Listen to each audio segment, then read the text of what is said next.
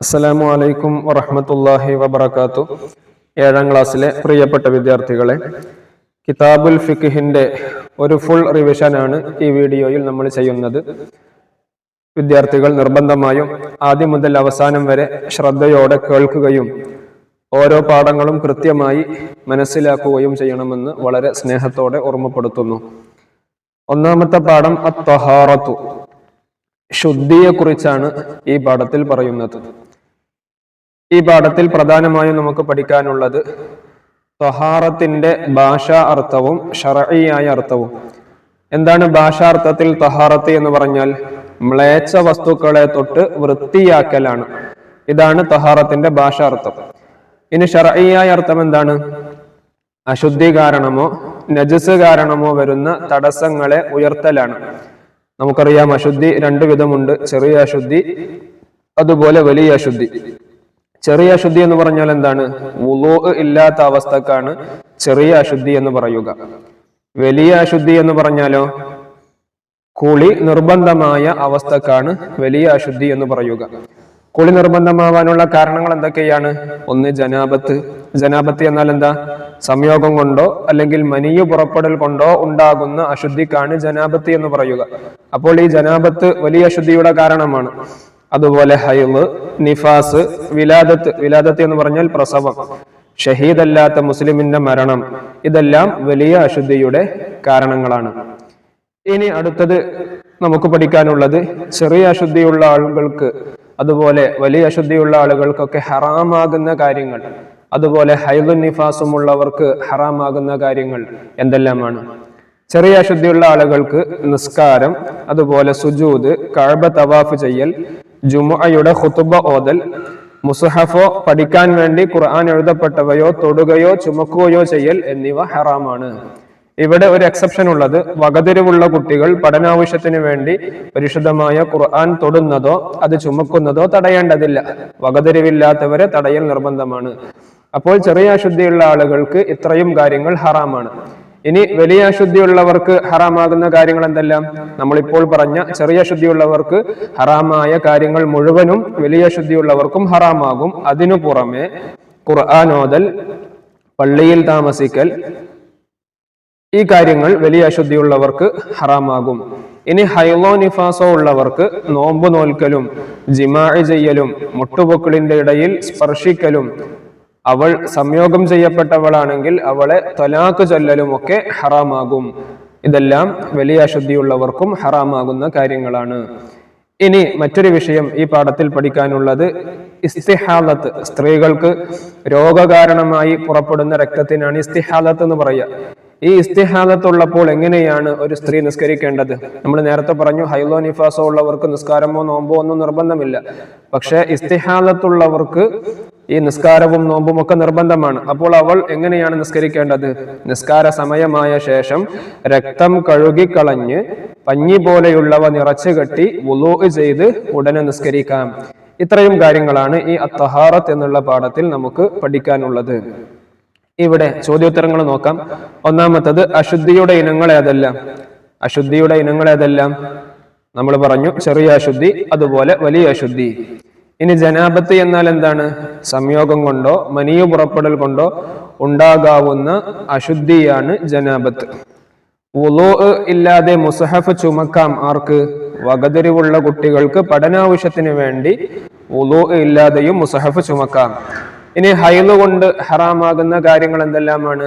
നോമ്പ് നോൽക്കൽ, അതുപോലെ ജിമാഅ് ചെയ്യൽ, മുട്ടുപൊക്കിളിന്റെ ഇടയിൽ സ്പർശിക്കൽ, ഇതെല്ലാം ഹൈള് കൊണ്ട് ഹറാമാകുന്ന കാര്യങ്ങളാണ്. ഇനി ഇസ്തിഹാലത്തുള്ളപ്പോൾ വുളൂഇന് മുമ്പ് എന്തെല്ലാം ചെയ്യണം? നിസ്കാര സമയമായ ശേഷം രക്തം കഴുകിക്കളഞ്ഞ് പഞ്ഞി പോലെയുള്ളവ നിറച്ചു കെട്ടി വുളൂ ചെയ്യണം. ഇത് ഇസ്തിഹാലത്തുള്ള സ്ത്രീ ശ്രദ്ധിക്കേണ്ട കാര്യമാണ്. ഇനി കുളി സുന്നത്തായ കാര്യങ്ങൾ എന്തൊക്കെയാണ്? ജുമുഅ, വെള്ളിയാഴ്ച ജുമുഅക്ക് കുളിക്കൽ സുന്നത്താണ്. അതുപോലെ 2 പെരുന്നാൾ ദിവസം കുളിക്കൽ സുന്നത്താണ്. അതുപോലെ ഗ്രഹണം, ഇസ്തിസ്ഖാ എന്നീ നിസ്കാരങ്ങൾക്കൊക്കെ വേണ്ടി കുളിക്കൽ സുന്നത്താണ്. അതുപോലെ മയ്യത്ത് കുളിപ്പിച്ചവർക്ക് പ്രത്യേകം കുളി സുന്നത്തുണ്ട്. മുസ്ലിമായാൽ കുളി പ്രത്യേകം സുന്നത്തുണ്ട്. ഭ്രാന്ത്, ബോധക്ഷയം എന്നിവ സുഖപ്പെട്ടാൽ കുളിക്കൽ സുന്നത്തുണ്ട്. മക്കയിലും മദീനയിലും പ്രവേശിക്കാൻ കുളി സുന്നത്തുണ്ട്. ഹജ്ജിന്റെ അമലുകൾ ചെയ്യുക റമദാനിലെ എല്ലാ രാത്രികളിലും. ഈ സമയങ്ങളിലൊക്കെ കുളി സുന്നത്താണ്. ഇനി വ്യക്തമാക്കാം തഹാറത്തിന്റെ ശർഈയായ മഅന. ശർഈയായ അർത്ഥം എന്താണ്? അശുദ്ധി കാരണമോ നജസ് കാരണമോ വരുന്ന തടസ്സങ്ങളെ ഉയർത്തലാണ് തഹാറത്തിന്റെ ശർഈയായ അർത്ഥം. വലിയ അശുദ്ധിയുടെ കാരണങ്ങൾ എന്തൊക്കെയാണ്? ജനാബത്ത്, ഹൈള്, നിഫാസ്, വിലാദത്ത്. ഇനി ഷഹീദല്ലാത്ത മുസ്ലിമിന്റെ മരണം, ഇതൊക്കെ എന്താണ്? വലിയ അശുദ്ധിയുടെ കാരണങ്ങളാണ്. ഇനി ചെറിയ അശുദ്ധിയുള്ളവർക്ക് ഹറാമായ കാര്യങ്ങൾ എന്താണ്? നേരത്തെ നമ്മൾ ഓൾറെഡി പറഞ്ഞു. നിസ്കാരം, സുജൂദ്, കഅബ തവാഫ് ചെയ്യൽ, ജുമുഅയുടെ ഖുതുബ ഓതൽ, മുസ്ഹഫോ പഠിക്കാൻ വേണ്ടി ഖുർആൻ എഴുതപ്പെട്ടവയോ തൊടുക അല്ലെങ്കിൽ ചുമക്കുക, ഇതെല്ലാം ചെറിയ അശുദ്ധിയുള്ളവർക്ക് ഹറാമായ കാര്യങ്ങളാണ്. എന്താണ് ഇസ്തിഹാദത്ത് എന്ന് പറഞ്ഞാൽ? എന്താണ്? ഹൈളിന്റെയോ നിഫാസിന്റെയോ സമയങ്ങളിൽ അല്ലാതെ രോഗം കാരണമായി സ്ത്രീകളിൽ നിന്ന് പുറപ്പെടുന്ന രക്തത്തിനാണ് ഇസ്തിഹാദത്ത് എന്ന് പറയുക. നിഫാസ്, ഹൈള്, ഇസ്തിഹാദത്ത് വിദ്യാർത്ഥികൾ വേർതിരിച്ച് മനസ്സിലാക്കേണ്ടതുണ്ട്. ഇനി അടുത്തത് അഞ്ചാമത്തത് അബൂ ഹുബൈഷിന്റെ മകളുടെ ചോദ്യവും നബി സല്ലല്ലാഹു അലൈഹി വസല്ലമയുടെ മറുപടിയും. ഇവിടെ നമ്മൾ പറഞ്ഞിട്ടുണ്ട്, അബൂ ഹുബൈഷിന്റെ മകൾ നബി സല്ലല്ലാഹു അലൈഹി വസല്ലമയോട് പറഞ്ഞു, യാ റസൂലല്ലാഹ് ഇന്നി ഇംറഅത്തുൻ ഉസ്തഹാദു ഫലാ അത്ഹുർ അഫഅദഉ സ്വലാത فقال لا انما ذلك ارق وليس بحيض فاذا اقبلت حيضتك فدعي الصلاه واذا ادبرت فاغسلي عنك الدم ثم صلي. ഇനി അടുത്തത് വുളൂ സുന്നത്തായ 10 കാര്യങ്ങൾ. ഖുർആൻ ഓതൽ, ഹദീസ് പാരായണം ചെയ്യൽ, ബാങ്ക് വിളിക്കൽ, ഇഖാമത്ത് കൊടുക്കൽ, ഖബർ സിയാറത്ത് ചെയ്യൽ, ഉറങ്ങാൻ ഉദ്ദേശിക്കൽ, പള്ളിയിൽ പ്രവേശിക്കൽ, സഅയ് ചെയ്യുക, അറഫയിൽ നിൽക്കൽ, ജംറകളിൽ എറിയുക, ഇതിനൊക്കെ വുളൂ സുന്നത്താണ്. അപ്പോൾ ഇത്രയും കാര്യങ്ങളാണ് ഈ അത്തഹാറത്ത് എന്നുള്ള ഒന്നാമത്തെ പാഠത്തിൽ നമുക്ക് പഠിക്കാനുള്ളത്. ഇനി അടുത്തത് പാഠം 2 തയമ്മും. ഈ പാഠത്തിൽ നമുക്ക് പഠിക്കാനുള്ളത് എന്താണ് തയമ്മും? ചില നിബന്ധനകളോടുകൂടി മുഖത്തിലേക്കും 2 കൈകളിലേക്കും മണ്ണ് ചേർക്കലാണ് തയമ്മും. എപ്പോഴാണ് ഈ തയമ്മും അനുവദനീയമാവുക? വെള്ളം ലഭിക്കാതിരിക്കുകയോ വെള്ളം ഉപയോഗിക്കാൻ കഴിയാതിരിക്കുകയോ ചെയ്താൽ വുളൂഇനും കുളിക്കും പകരം തയമ്മും ചെയ്യൽ നിർബന്ധമാണ്. ഇനി തയമ്മുമിന്റെ ഫർളുകൾ എന്തെല്ലാം? തയമ്മുമിന് എങ്ങനെയാണ് നിയ്യത്ത് വെക്കേണ്ടത്? ഒരു തയമ്മും കൊണ്ട് ഏതെല്ലാം നിസ്കാരം നിസ്കരിക്കാം? ഈ കാര്യങ്ങളൊക്കെയാണ് ഈ പാഠത്തിൽ നമുക്ക് പഠിക്കാനുള്ളത്. ഒന്നാമത്തെ ചോദ്യം, തയമ്മും എന്നാൽ എന്താണ് തയമ്മും എന്ന് പറഞ്ഞാൽ? ചില നിബന്ധനകളോടുകൂടി മുഖത്തിലേക്കും 2 കൈകളിലേക്കും മണ്ണ് ചേർക്കലാണ് തയമ്മും. തയമ്മുമിന്റെ ഫർളുകൾ ഏതെല്ലാം? 1 നിയ്യത്ത്, രണ്ടാമത്തത് മണ്ണ് അടിച്ചെടുക്കൽ, മൂന്നാമത്തത് മുഖം തടവൽ, നാലാമത്തത് 2 കൈമുട്ട് ഉൾപ്പെടെ തടവൽ, അഞ്ചാമത്തത് തർത്തീബ്, ആറാമത്തത് 2 അടി കൊണ്ടായിരിക്കൽ. ഇതെല്ലാമാണ് തയമ്മുമിന്റെ ഫർളുകൾ. ഇനി തയമ്മുമിന്റെ ഷർത്തുകൾ ഏതെല്ലാമാണ്?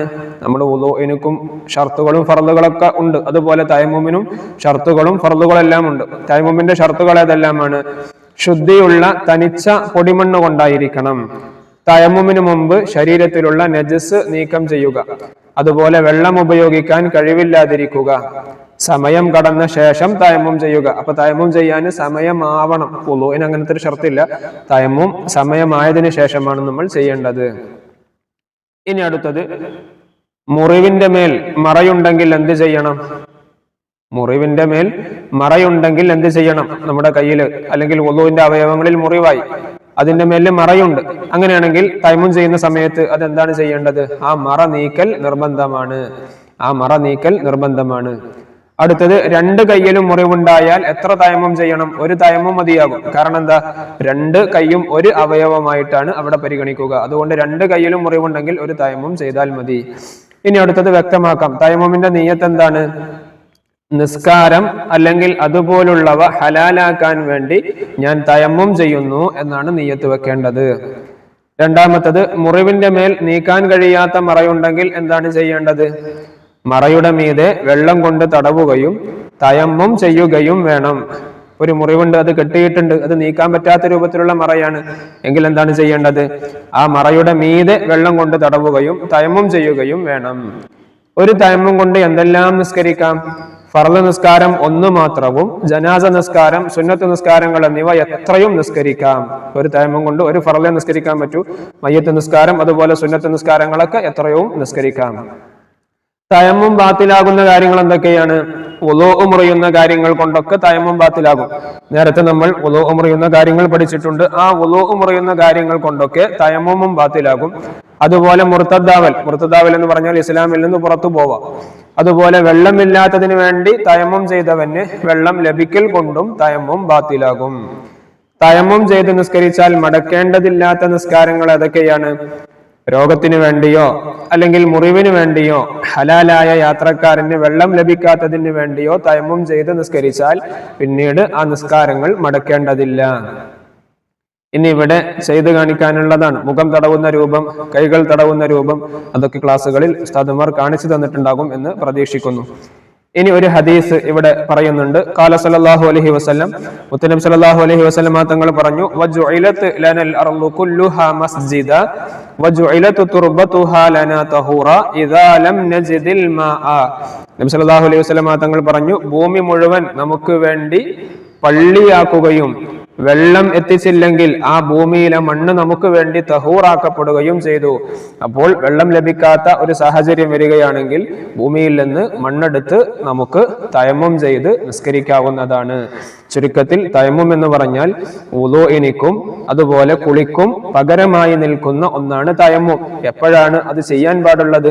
വെള്ളം ഉപയോഗിക്കാൻ പറ്റാതിരിക്കുകയോ അല്ലെങ്കിൽ വെള്ളം ലഭിക്കാതിരിക്കുകയോ ചെയ്യുന്ന സാഹചര്യത്തിലാണ് തയമ്മം ചെയ്യേണ്ടത്. തയമ്മമിന്റെ ഷർത്തുകളും ഫർളുകളും നിയ്യത്തും എല്ലാം നമ്മൾ പറഞ്ഞു, വിദ്യാർത്ഥികൾ പഠിക്കുക. ഇനി അടുത്തത് പാഠം 3, അൻ-നജാസാതു വതത്ഹീറുഹ.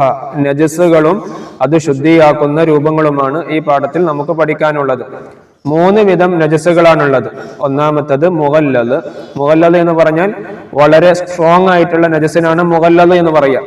മുതവസ്സിത്ത് എന്ന് പറഞ്ഞാൽ മധ്യനിലയിലുള്ളത്. രണ്ടാമത്തത് മുതവസ്സിത്തായ നജസാണ്. മൂന്നാമത്തത് മുഖഫഫ്, വളരെ ലഘുവായ നജസ്, അതാണ് മുഖഫഫ്. ഇവിടെ മുഗല്ലദായ നജസ് എന്ന് പറഞ്ഞാൽ ഏതാണ്? നായ, പന്നി അവയിൽ നിന്ന് ജന്മമെടുത്തത്. ഇതെല്ലാം മുഗല്ലദായ നജസാണ്. ഇനി മുതവസ്സത്തായ നജസ് ഏതാണ്? കാഷ്ടം, മൂത്രം, രക്തം, ചലം, മദിയ്, വദിയ്, ആമാശയത്തിൽ എത്തിയ ശേഷം ഛർദിച്ചത്, മനുഷ്യൻ അല്ലാത്ത ഭക്ഷിക്കപ്പെടാത്ത ജീവികളുടെ പാല്, മൃഗങ്ങൾ തേട്ടി അരച്ചത്, മനുഷ്യൻ, മത്സ്യം, ജറാദ് എന്നിവല്ലാത്തതിന്റെ ശവം, ലഹരി ദ്രാവകങ്ങൾ, ഇതെല്ലാം മുതവസ്സിത്തായ നജസുകളുടെ ഉദാഹരണമാണ്. ഇനി മുഖഫഫായ വളരെ നോർമൽ ആയിട്ടുള്ള നജസ് അതേതാണ്? 2 വയസ്സ് പൂർത്തിയാകാത്ത, പാലല്ലാത്ത, മറ്റൊന്നും ഭക്ഷിക്കാത്ത ആൺകുട്ടികളുടെ മൂത്രമാണ് മുഖഫഫായ നജസ്. അപ്പോൾ മുഗല്ലദ് എന്താണ്, മുതവസ്സിത്ത് എന്താണ്, മുഖഫഫ് എന്താണ് എന്ന് വിദ്യാർത്ഥികൾ വേർതിരിച്ച് മനസ്സിലാക്കണം. ഉദാഹരണ സഹിതം വിദ്യാർത്ഥികൾ പഠിക്കണം. ഒരുപക്ഷെ മുതവസ്സിത്തിന്റെയും അല്ലെങ്കിൽ ഈ നജസുകളുടെ ഉദാഹരണങ്ങൾ എഴുതാൻ ഉണ്ടാകും. ഇനി പാഠത്തിലുള്ള ചോദ്യോത്തരങ്ങൾ നോക്കാം. നജസുകൾ എത്ര വിധമാണ്? 3 വിധമാണ്. നമ്മൾ നേരത്തെ പറഞ്ഞു, മുഗല്ലദ്, അതുപോലെ മുതവസ്സിത്ത്, മുഖഫഫ്. നജസുകളിൽ നിന്ന് ശുദ്ധിയാകുന്നവ ഏതെല്ലാം? ലഹരി ദ്രാവകങ്ങൾ ശുദ്ധിയാകും. ലഹരി ദ്രാവകങ്ങൾ എങ്ങനെയാണ് ശുദ്ധിയാവുക? സ്വയം സുർക്കയാവൽ കൊണ്ട് ശുദ്ധിയാകും. അതുപോലെ നായ, പന്നി ഇവയിൽ നിന്ന് ജന്മം കൊണ്ടതല്ലാത്ത ശവത്തിന്റെ തോല്. അപ്പോൾ നമ്മൾ നേരത്തെ പറഞ്ഞ മുഗല്ലദായ ജീവികളുടെ ശവത്തിന്റെ തോല് അത് ശുദ്ധിയാവുകയില്ല. അല്ലാത്ത ജീവികളുടെ ശവത്തിന്റെ തോല് അത് ഊറക്കിടൽ കൊണ്ട് ശുദ്ധിയാകുന്നതാണ്. ഇനി മൂന്നാമത്തത്, പൂച്ചയുടെ പാല് നജസോ താഹിറോ? അത് നജസാണ്.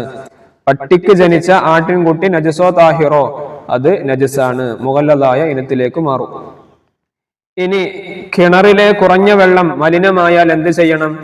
അതിലേക്ക് വെള്ളം ഒഴിച്ച് 2 കൊല്ലത്ത് വെള്ളം തികക്കുകയാണ് വേണ്ടത്. ഇനി പാമ്പിന്റെ തോല് ഊറക്കിട്ടാൽ ശുദ്ധിയാകുമോ? ശുദ്ധിയാകും.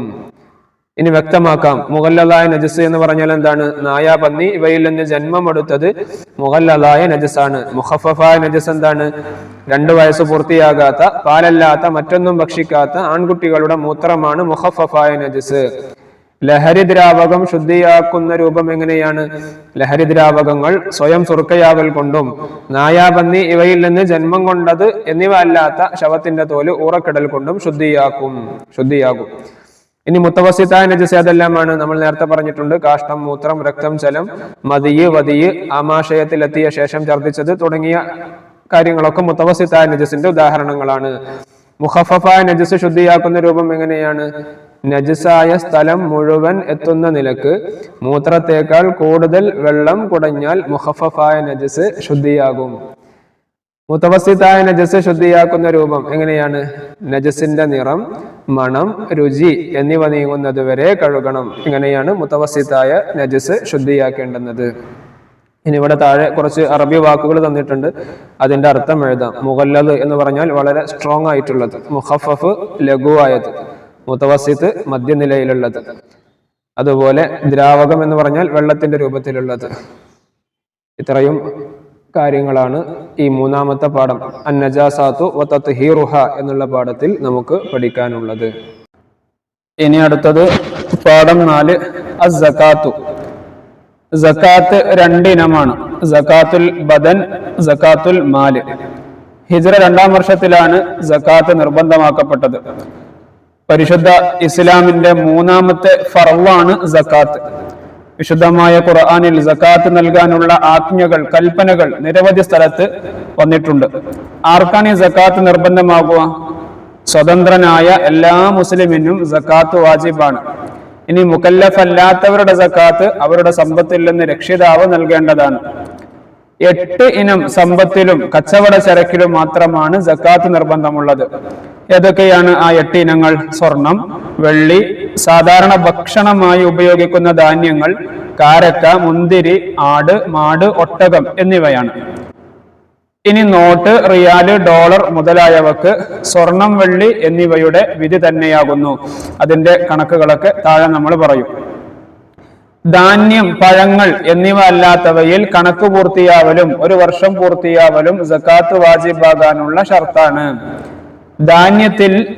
ധാന്യത്തിലും കാരക്ക, മുന്തിരി എന്നിവയിലും കൊല്ലം തികയേണ്ടതില്ല. ഇനിയോ സ്വർണത്തിന്റെ കണക്ക് എത്രയാണ്? 20 മിസ്കാല് എന്ന് വെച്ചാൽ 85 ഗ്രാം, ഏകദേശം ഒരു 10 പവൻ സ്വർണം നമ്മുടെ കയ്യിലുണ്ടെങ്കിൽ അതിന്റെ 2.5% സകാത്ത് കൊടുക്കേണ്ടത്. ഇവിടെ പ്രത്യേകം മനസ്സിലാക്കാനുള്ളത്, ഉപയോഗിക്കുന്ന സ്വർണത്തിന് സകാത്ത് വരുന്നില്ല. അല്ലാതെ എടുത്തു വെച്ച സ്വർണത്തെ കുറിച്ചാണ് ഇവിടെ നമ്മൾ പറയുന്നത്. അങ്ങനെ 85 ഗ്രാമോളം സ്വർണം കയ്യിലുണ്ടെങ്കിൽ അതിന്റെ 2.5% 1 വർഷം പൂർത്തിയാകുമ്പോൾ സകാത്ത് കൊടുക്കണം. വെള്ളിയുടെ കണക്ക് എങ്ങനെയാണ്? 200 ദിർഹം, 595 ഗ്രാം വെള്ളി ഇതുപോലെ കയ്യിലുണ്ടെങ്കിൽ അതിന്റെ 2.5% സകാത്ത് കൊടുക്കേണ്ടത്.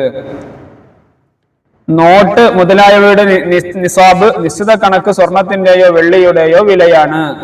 ഇവകളിൽ 2.5% സകാത്തായി നൽകണം. ഉപയോഗിക്കൽ അനുവദനീയമായ ആഭരണങ്ങളിൽ സകാത്ത് വാജിബല്ല. അതേപോലെ കച്ചവട ചരക്കുകളുടെ വില കൊല്ലാവസാനത്തിൽ കണക്ക് പൂർത്തിയായതാണെങ്കിൽ വിലയുടെ 2.5% സകാത്തായി നൽകണം. ധാന്യങ്ങളുടെയും കാരക്ക, മുന്തിരി എന്നിവയുടെയും കണക്ക് 5 ഔസുക്ക് എന്ന് വെച്ചാൽ 960 ലിറ്റർ ആകുന്നു. എന്നാൽ നെല്ല് പോലെയുള്ളവ 10 ഔസുക്ക് ഉണ്ടായിരിക്കണം. ഇവ നനച്ചുണ്ടാക്കിയതാണെങ്കിൽ 20-1 അല്ലെങ്കിൽ 10-1 സകാത്തായി കൊടുക്കണം. ഒട്ടകത്തിന്റെ ചുരുങ്ങിയ കണക്ക് 5 ആകുന്നു. അതിൽ ഒരു ആട് കൊടുക്കൽ വാജിബാണ്. 5 ഒട്ടകം ഉണ്ടെങ്കിൽ ഒരു ആട് സകാത്തായിട്ട് കൊടുക്കണം. പശുവിന്റെ കുറഞ്ഞ കണക്ക് 30 ആണ്. അങ്ങനെ 30 എണ്ണം ഉണ്ടെങ്കിൽ ഒരു വയസ്സായ പശുക്കുട്ടിയെ സകാത്തായിട്ട് കൊടുക്കണം. ആടിന്റെ ചുരുങ്ങിയ കണക്ക് 40 ആണ്. 40 ആടുണ്ടെങ്കിൽ ഒരാടിനെയാണ് കൊടുക്കേണ്ടത്. ഇവിടെ സകാത്ത് വാജിബായ വർഷം ഏതാണ്? സകാത്ത് വാജിബായ വർഷം ഹിജ്റ 2-ാം വർഷമാണ്. സകാത്ത് എത്ര ഇനമാണ്? 2 ഇനം. സകാത്തുൽ ബദന്, സകാത്തുൽ മാല്. സകാത്ത് വാജിബാണ് ആർക്ക്? സ്വതന്ത്രനായ എല്ലാ മുസ്ലിമിനും സകാത്ത് വാജിബാണ്. വർഷം തികയൽ വാജിബില്ല. ഏതിൽ? ധാന്യത്തിലും അതുപോലെ കാരക്ക, മുന്തിരി എന്നിവയിലും വർഷം തികയൽ നിർബന്ധമില്ല. മറ്റുള്ളവർക്ക് വർഷം തികയൽ ഒരു ഷർത്താണ്, കണ്ടീഷനാണ്, നിർബന്ധമാണ്. ഇനി മുകല്ലഫ് അല്ലാത്തവരുടെ സകാത്ത് ആരാണ് കൊടുക്കേണ്ടത്? അവരുടെ രക്ഷിതാവാണ് നൽകേണ്ടത്. വ്യക്തമാക്കാം. സകാത്ത് വാജിബുള്ള സമ്പത്തുകൾ ഏതൊക്കെയാണ്? സ്വർണം, വെള്ളി, അതുപോലെ സാധാരണ ഭക്ഷണമായി ഉപയോഗിക്കുന്ന ധാന്യങ്ങൾ, കാരക്ക, മുന്തിരി, ആട്, മാട്, ഒട്ടകം. ഈ വസ്തുക്കളിലാണ് സകാത്ത് നിർബന്ധമുള്ളത്. 2 സ്വർണത്തിന്റെ കണക്ക് എത്രയാണ്? 20 മിസ്കാൽ എന്ന് വെച്ചാൽ 85 ഗ്രാം സ്വർണമുണ്ടെങ്കിലാണ് സകാത്ത് വാജിബാവുക. നോട്ടിന്റെ കറൻസിയുടെ കണക്ക് എങ്ങനെയാണ്? സ്വർണത്തിന്റെയോ വെള്ളിയുടെയോ വിലയാണ്. ഇവകളിൽ 2.5% സക്കാത്തായി നൽകണം. നമ്മളിപ്പോൾ ഈ പറയപ്പെട്ട 85 ഗ്രാം സ്വർണത്തിന്റെയോ അല്ലെങ്കിൽ 595 ഗ്രാം വെള്ളിയുടെയോ കണക്കനുസരിച്ചുള്ള കറൻസി ക്യാഷ് നമ്മുടെ കയ്യിൽ ഇങ്ങനെ സൂക്ഷിപ്പ് സ്വത്തായിട്ടുണ്ട്, നമ്മുടെ കയ്യിലുണ്ട്. അങ്ങനെ അത് നമ്മളെ കയ്യിൽ വെച്ച് ഒരു വർഷം പൂർത്തിയായാൽ അതിന്റെ 2.5% നമ്മൾ സക്കാത്തായിട്ട് കൊടുക്കേണ്ടത്. ഇനി നെല്ലിന്റെ കണക്ക് എങ്ങനെയാണ്? 10 ഔസുക്ക് ഉണ്ടായിരിക്കണം. ഇവിടെ പ്രത്യേകം മനസ്സിലാക്കാനുള്ളത്, നെല്ല് നനച്ചുണ്ടാക്കിയതാണെങ്കിൽ 20-1 അല്ലെങ്കിൽ 10-1 സക്കാത്തായിട്ട് കൊടുക്കേണ്ടത്. ഇനി 2.5% സക്കാത്ത് കൊടുക്കേണ്ടവ ഏതൊക്കെയാണ്? സ്വർണം, വെള്ളി, അതുപോലെ നോട്ട്, റിയാല്, ഡോളർ മുതലായവ. ഇതൊക്കെ 2.5% സക്കാത്തായിട്ട് കൊടുക്കണം. സക്കാത്ത് വാജിബാകാനുള്ള ഷർത്തുകൾ എന്തെല്ലാം? ധാന്യം, പഴങ്ങൾ എന്നിവ അല്ലാത്തവയിൽ കണക്ക് പൂർത്തിയാവലും 1 വർഷം പൂർത്തിയാവലും സക്കാത്ത് വാജിബാകാനുള്ള ഷർത്താണ്. അപ്പൊ 1 വർഷം പൂർത്തിയാവണം, ഈ പറയപ്പെട്ട കണക്ക് എത്തിയിട്ടുണ്ടെങ്കിലാണ് സക്കാത്ത് വാജിബാവുകയുള്ളൂ. ഇത്രയും കാര്യങ്ങളാണ് ഇവിടെ നമ്മൾ പഠിക്കാനുള്ളത്. ഇവിടെ മാടി എന്ന ഇനത്തിൽ അതെല്ലാം പെടും. പശു, അതുപോലെ പോത്ത്, എരുമ, കാള, മൂരി, ഇതെല്ലാം മാടി എന്നുള്ള ഇനത്തിൽ പെടും. അതുപോലെ ഉപയോഗിക്കൽ ഹലാലായ ആഭരണം ഏതാണ്? അതിരു കവിയാത്ത വിധത്തിൽ സ്ത്രീകൾക്ക് ധരിക്കാൻ വേണ്ടി ഉണ്ടാക്കപ്പെട്ട ആഭരണത്തിനാണ് ഉപയോഗിക്കൽ ഹലാലായ ആഭരണം എന്ന് പറയുന്നത്. അതിലപ്പുറമുള്ളത് ആ രൂപത്തിൽ പറയാൻ നമുക്ക് പറ്റത്തില്ല. ഇനി അടുത്തത്, 1 ഗ്രാം വെള്ളിക്ക് 5 രൂപ വിലയാണെങ്കിൽ സക്കാത്ത് വാജിബാകാൻ എത്ര രൂപ വേണം? അപ്പോൾ 595 × 2975. ഇനി അടുത്തത് പാഠം 5, സക്കാത്തുൽ ബദൻ. നമ്മൾ നേരത്തെ പറഞ്ഞു 2 തരം സക്കാത്താണുള്ളത്. ഒന്ന് സക്കാത്തുൽ മാല്, അത് നമ്മൾ നേരത്തെ വിശദീകരിച്ചു ഏതൊക്കെ ഇനത്തിലാണ് സക്കാത്തുൽ മാല് ഉൾപ്പെടുന്നത് എന്ന്. ഇനി സക്കാത്തുൽ ബദൻ. സക്കാത്തുൽ ബദൻ എന്ന് പറഞ്ഞാൽ ശരീരത്തിന്റെ സക്കാത്ത്, അതും വാജിബാണ്.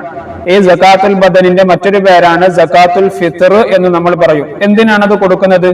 നോമ്പിൽ സംഭവിച്ച ചില വീഴ്ചകൾക്ക് അത് പരിഹാരമാകും. അപ്പോൾ ഫിത്ർ സക്കാത്ത് കൊടുക്കുന്നതിലൂടെ നമ്മുടെ നോമ്പിൽ വല്ല വീഴ്ചകളും വന്നിട്ടുണ്ടെങ്കിൽ അത് അതിലൂടെ പരിഹരിക്കാൻ സാധിക്കും. എല്ലാ സ്വതന്ത്രനും ഫിത്ർ സക്കാത്ത് നിർബന്ധമാണ്. അത് വാജിബാകുന്ന സമയം എപ്പോഴാണ്? ചെറിയ പെരുന്നാൾ രാവ് സൂര്യാസ്തമന സമയം മുതൽ അവിടുന്ന് അങ്ങോട്ട് ഈ ഫിത്ർ സക്കാത്ത് കൊടുക്കൽ നിർബന്ധമാണ്. ഫിത്ർ സക്കാത്ത് വാജിബാകുന്ന സമയത്ത് തന്റെയും താൻ ചിലവ് കൊടുക്കൽ വാജിബായവരുടെയും പെരുന്നാൾ ദിവസത്തെയും അതിന്റെ രാത്രിയിലെയും ഭക്ഷണം, കടം, വസ്ത്രം, പാർപ്പിടം മുതലായവ കഴിച്ച് ബാക്കിയുള്ളവർക്കാണ് അത് നിർബന്ധമുള്ളത്. അപ്പോൾ ആ പെരുന്നാളിന്റെ അന്നത്തെ ആ ദിവസം കഴിഞ്ഞുകൂടാൻ ആവശ്യമായതൊക്കെ ഉണ്ടെങ്കിൽ, അത് കഴിഞ്ഞ് മിച്ചമുണ്ടെങ്കിലാണ് ഫിത്ർ സക്കാത്ത് കൊടുക്കേണ്ടത്. ഇവിടെ നമുക്ക് അതിന്റെ ചോദ്യോത്തരങ്ങൾ നോക്കാം. ഒന്ന്, സക്കാത്തുൽ ഫിത്ർ വാജിബാണ് ആർക്ക്? എല്ലാ സ്വതന്ത്രനും ഫിത്ർ സക്കാത്ത് വാജിബാണ്. സക്കാത്തുൽ ഫിത്ർ വാജിബാകുന്ന സമയം ഏതാണ്? ചെറിയ പെരുന്നാൾ രാവ് സൂര്യാസ്തമന സമയം മുതൽ അവിടുന്ന് അങ്ങോട്ട് വാജിബായി. ആർക്കെല്ലാം വേണ്ടി സക്കാത്ത് കൊടുക്കണം? ഫിത്ർ സക്കാത്ത് വാജിബാകുന്ന സമയത്ത് തന്റെയും താൻ ചിലവ് കൊടുക്കൽ വാജിബായവരുടെയും സക്കാത്താണ് കൊടുക്കേണ്ടത്. ആ വാജിബാകുന്ന സമയത്ത് ആരെല്ലാം ഉണ്ടോ അവരുടെയൊക്കെ സക്കാത്ത് കൊടുക്കണം. ഒരാളെ തൊട്ട് എത്രയാണ് നൽകേണ്ടത്? ഒരാളെ തൊട്ട് ഒരു സാ എന്ന് പറഞ്ഞാൽ 4 മുദ് സക്കാത്ത് കൊടുക്കണം. 5, പിണങ്ങിയ ഭാര്യയുടെ സക്കാത്തിന്റെ വിധി എന്താണ്? പിണങ്ങി നിൽക്കുന്ന ഭാര്യയെ തൊട്ട് ഭർത്താവ് സക്കാത്ത് കൊടുക്കേണ്ടതില്ല. ഇനി വ്യക്തമാക്കാം. സക്കാത്ത് കൊടുക്കൽ വാജിബുള്ളവൻ ഫിത്ർ സക്കാത്ത് വാജിബാകുന്ന സമയത്ത് തന്റെയും താൻ ചിലവ് കൊടുക്കൽ വാജിബായവരുടെയും പെരുന്നാൾ ദിവസത്തെയും അതിന്റെ രാത്രിയിലെയും ഭക്ഷണം, കടം, വസ്ത്രം, പാർപ്പിടം മുതലായവ കഴിച്ച് ബാക്കിയുള്ളവർക്കാണ് ഫിത്ർ സക്കാത്ത് വാജിബാവുക. സക്കാത്തായി നൽകേണ്ട വസ്തു എന്താണ്? അവരവരുടെ നാട്ടിലെ മുഖ്യ ആഹാരമായി ഉപയോഗിക്കുന്ന ധാന്യത്തിൽ നിന്നാണ് സക്കാത്തായി നൽകേണ്ടത്. സക്കാത്ത് കൊടുക്കൽ വാജിബുള്ള ഭാര്യ ആരാണ്? ഭർത്താവിനെ തൊട്ട് പിണങ്ങി നിൽക്കുന്ന സക്കാത്ത് കൊടുക്കാൻ കഴിവുള്ളവൾക്ക് സക്കാത്ത് നിർബന്ധമാണ്, അത് അവൾ തന്നെ കൊടുക്കണം. ഇനി 4-മത്തത്, സക്കാത്ത് കൊടുക്കൽ വാജിബില്ലാത്ത ഭാര്യ അതാരാണ്? കഴിവില്ലാത്ത ഭർത്താവിന്റെ ഭാര്യ. അവൾക്ക് കഴിവുണ്ടെങ്കിലും കൊടുക്കേണ്ടതില്ല. ആ ഉത്തരവാദിത്തം ആരുടെ മേലിലാണ്? ഭർത്താവിന്റെ മേലിലാണ്. കാരണം ഭർത്താവാണ് അവൾക്ക് ചെലവ് കൊടുക്കേണ്ടത്. 5, സക്കാത്ത് കൊടുക്കുന്നതിന്റെ ഷർത്തുകൾ എന്തൊക്കെയാണ്? ഒന്ന്, സക്കാത്തുകൾ നൽകുന്ന സമയത്തോ അതിനെ നീക്കി വെക്കുന്ന സമയത്തോ നിയ്യത്ത് ചെയ്യണം. സക്കാത്തിന്റെ അവകാശികൾക്ക് നമ്മൾ കൊടുക്കൽ, അവകാശികളിലേക്ക് നമ്മൾ എത്തിച്ചു കൊടുക്കുക, ഇതൊക്കെ സക്കാത്ത് കൊടുക്കുന്നതിന്റെ ഷർത്തുകളാണ്. ഇത്രയും കാര്യങ്ങളാണ് ഈ സക്കാത്ത് അൽ ബദൻ എന്നുള്ള വിഷയത്തിൽ നമുക്ക് പഠിക്കാനുള്ളത്. ഇനി അടുത്തത് 6-മത്തെ പാഠം, അൽ മുസ്തഹിഖൂന ലിസ്സക്കാത്ത്, സക്കാത്തിന്റെ അവകാശികൾ. ഇവിടെ പരിശുദ്ധമായ ഖുർആനിൽ അല്ലാഹു തആല ഈ സകാത്തിന്റെ അവകാശികളെ പരിചയപ്പെടുത്തിയിട്ടുള്ള ഒരു ആയത്ത് നമ്മെ ഓർമ്മപ്പെടുത്തുന്നുണ്ട്. ഇന്നമ സദഖാതു ലിൽ ഫുഖറാഇ വൽ മസാകീനി വൽ ആമിലീന അലൈഹാ വൽ മുഅല്ലഫതി ഖുലൂബുഹും വഫിർ റിഖാബി വൽ ഗാരിമീന വഫീ സബീലില്ലാഹി വബിനി സബീൽ. ഈ പാഠത്തിൽ നമുക്ക് പഠിക്കാനുള്ളത് ഈ ആയത്തിന്റെ വിശദീകരണങ്ങളാണ്. ആരാണ് ഫഖീർ, ആരാണ് മിസ്കീൻ, ആരാണ് ആമിൽ കൊണ്ട് ഉദ്ദേശം, ആരാണ് മുഅല്ലഫത്തു ഖുലൂബുഹും കൊണ്ട് ഉദ്ദേശിക്കുന്നത്, വഫിർ റിഖാബി എന്ന് പറഞ്ഞാൽ ആരാണ്, ഗാരിം ആരാണ്, അതേപോലെ വഫീ സബീലില്ലാഹ് അതുകൊണ്ടൊക്കെ ഉദ്ദേശം ആരാണ്, അവരാണ് ഈ സകാത്തിന്റെ അവകാശികൾ. ആ ഓരോ അവകാശികളെ കുറിച്ചാണ് ഈ പാഠത്തിൽ നമുക്ക് പഠിക്കാനുള്ളത്. ആരാണ് മിസ്കീൻ എന്ന് പറഞ്ഞാൽ ചിലവിന്റെ 80% പരിഹരിക്കുന്ന ധനമോ ജോലിയോ ഉള്ളവനാണ് മിസ്കീൻ. ആരാണ് ആമിൽ എന്ന് പറഞ്ഞാൽ മുസ്ലിം ഭരണാധികാരി സകാത്ത് ശേഖരിക്കാനും ഓഹരി ചെയ്യാനും മറ്റും നിയമിക്കുന്ന ജോലിക്കാരാണ് ആമിൽ. ഇനി ഗാരിം എന്ന് പറഞ്ഞാൽ ആരാണ്, ഹലാലായ സ്വന്തം ആവശ്യത്തിന് വേണ്ടിയോ ഇരു വിഭാഗത്തിന്റെ ഇടയിൽ യോജിപ്പുണ്ടാക്കാൻ വേണ്ടിയോ പൊതുമസ്ലഹത്തിന് വേണ്ടിയോ കടം വാങ്ങിയവനാണ് ഗാരിം. ഇവിടെ നമുക്ക് ഉത്തരം പറയാം. സകാത്തിന്റെ അവകാശികൾ എത്ര വിഭാഗമാണ്? 8 വിഭാഗമാണ് സകാത്തിന്റെ അവകാശികൾ. ആരാണ് ഫഖീർ എന്ന് പറഞ്ഞാല് തന്റെയും താൻ ചെലവ് കൊടുക്കൽ വാജിബായവരുടെയും ചിലവിന്റെ പകുതി പോലും ലഭിക്കുന്ന വരുമാനമോ ഹലാലായ യോജിച്ച ജോലിയോ ഇല്ലാത്തവനാണ് ഫഖീർ. ഇനി ഇബ്നു സബീൽ എന്ന് പറഞ്ഞാൽ ആരാണ്? അത് യാത്രക്കാരനാണ് ഇബ്നു സബീൽ കൊണ്ട് ഉദ്ദേശിക്കുന്നത്. ഫീ സബീലില്ലാ എന്നതിന്റെ വിവക്ഷ എന്താണ്? പ്രതിഫലം പറ്റാതെ സേവനമായി അള്ളാഹുവിന്റെ മാർഗത്തിൽ യുദ്ധം ചെയ്യുന്നവരാണ് ഫീ സബീലില്ലാ എന്നതുകൊണ്ട് ഉദ്ദേശം. ചിലവിന്റെ 40% വരുമാനമുള്ളവൻ ആരാകുന്നു? ഫഖീർ. അപ്പോൾ വളരെ പാവപ്പെട്ടവരാണ് ആര്? ഈ ഫഖീറന്മാർ. ഇനി വ്യക്തമാക്കാം, സകാത്തിന്റെ അവകാശികളുടെ ഷർത്തുകൾ എന്തൊക്കെയാണ്? അവര് മുസ്ലിം ആയിരിക്കണം, സ്വതന്ത്രനായിരിക്കണം, അതുപോലെ ഹാഷിം മുത്തലിബ് കുടുംബത്തിൽ പെട്ടവനാവാതിരിക്കണം. എന്ന് വെച്ചാൽ തങ്ങന്മാർ, അവർക്ക് സകാത്ത് സ്വീകരിക്കാൻ അവകാശമില്ല, അവർക്ക് നമ്മൾ സകാത്ത് കൊടുക്കാൻ പാടില്ല. മുഅല്ലഫത്തുൽ ഖുലൂബ് എന്ന് പറഞ്ഞാൽ ആരാണ്? നവമുസ്ലിങ്ങൾ, പുതുതായി പരിശുദ്ധമായ ഇസ്ലാമിലേക്ക് വന്നവരാണ് മുഅല്ലഫത്തുൽ ഖുലൂബ്. റിഖാബ് കൊണ്ട് ഉദ്ദേശം എന്താണ്? ശരിയായ നിലക്ക് അടിമത്ത മോചന കരാറ് എഴുതപ്പെട്ട അടിമകളാണ് റിഖാബ് കൊണ്ട് ഉദ്ദേശം.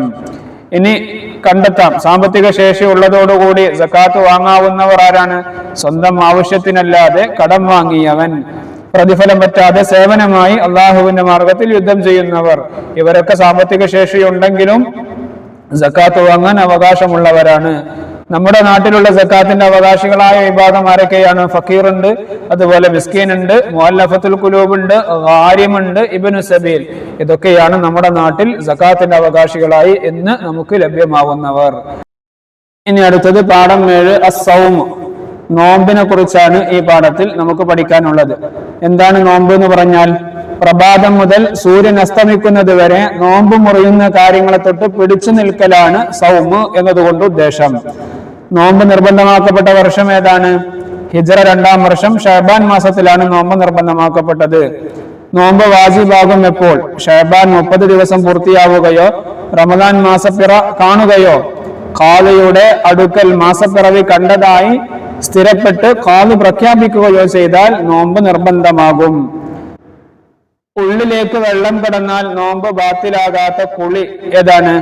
വാജിബോ സുന്നത്തോ ആയ കുളിയിൽ ഉള്ളിലേക്ക് വെള്ളം കടന്നാൽ മുങ്ങാതെയാണ് കുളിച്ചതെങ്കിൽ നോമ്പ് ബാത്തിലാവുകയില്ല. നോമ്പ് വാജിബാണ്. എന്താണ് തെളിവ്? പരിശുദ്ധ ഖുർആനിൽ അല്ലാഹു തആല പറഞ്ഞു, ഫമൻ ഷഹിദ മിൻകും അശ്ശഹറ ഫൽയസും. ആരെങ്കിലും ആ മാസത്തിൽ സന്നിഹിതരായാൽ അവർ നോമ്പെടുക്കട്ടെ. ഇനി വ്യക്തമാക്കാം, നോമ്പ് വാജിബുള്ളവർ ആരാണ്? നോമ്പ് അനുഷ്ഠിക്കാൻ കഴിവുള്ള മുകല്ലഫായ എല്ലാ മുസ്ലിമിനും നോമ്പ് വാജിബാണ്. നോമ്പിന് പകരം മുദ്ദ് വാജിബുള്ളവരാരാണ്?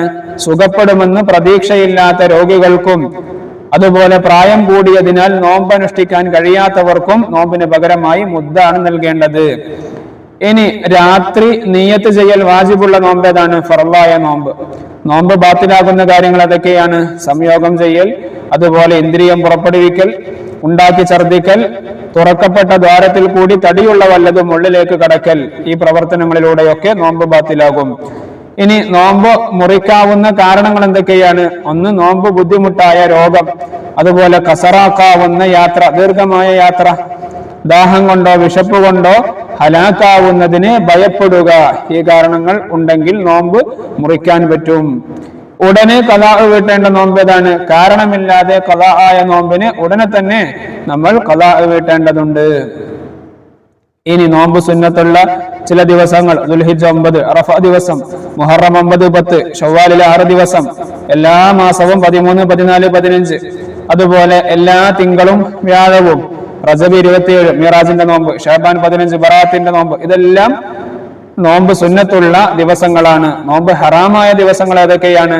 2 പെരുന്നാൾ ദിവസം, അയ്യാമുത്ത തശ്രീഖ് എന്ന് പറഞ്ഞാൽ ദുൽഹിജ്ജ 11, 12, 13 ഈ ദിവസങ്ങളൊക്കെ നോമ്പ് ഹറാമാണ്. അതുപോലെ ഷക്കിന്റെ ദിവസം, ഈ ദിവസങ്ങളൊക്കെ നോമ്പ് ഹറാമാണ്. ഇനി അടുത്തത് പാഠം 8 അൽ കഫാറത്തു വൽ ഫിദിയ, പ്രായശ്ചിത്തവും പ്രതിവിധിയും. ഈ പാഠത്തിൽ നമുക്ക് പഠിക്കാനുള്ളത് അള്ളാഹുവിന് ഏറ്റവും ഇഷ്ടപ്പെട്ട അടിമാരാണ് നോമ്പ് തുറക്കാൻ പെട്ടെന്നാക്കുന്നവർ. നോമ്പിനെ പെട്ടെന്ന് തുറക്കുന്നവർ അവർ അല്ലാഹു തആലാക്ക് വലിയ ഇഷ്ടമാണ്. രണ്ടാമത്തത് കഫാറത്ത് വാജിബാണ്. ആർക്ക്? പ്രായശ്ചിത്തം വാജിബാണ്. ആർക്ക്? ജിമാ കൊണ്ട് റമദാൻ നോമ്പ് ഫസാദാക്കിയവന് പ്രായശ്ചിത്തം നിർബന്ധമാണ്. ഖളാഉം മുദ്ദും വാജിബാണ്. ആർക്ക്? കുട്ടിയുടെ മേൽ ഭയപ്പെട്ട് നോമ്പ് ഒഴിവാക്കിയ ഗർഭിണിയും മുലയൂട്ടുന്ന സ്ത്രീക്കും, അതുപോലെ കാരണമില്ലാതെ റമദാൻ നോമ്പ് ഖളാ വീട്ടുന്നതിനെ അടുത്ത റമദാൻ വരെ പിന്തിച്ചവർക്കുമൊക്കെ ഖളാഉം അതുപോലെ മുദ്ദും വാജിബാണ്.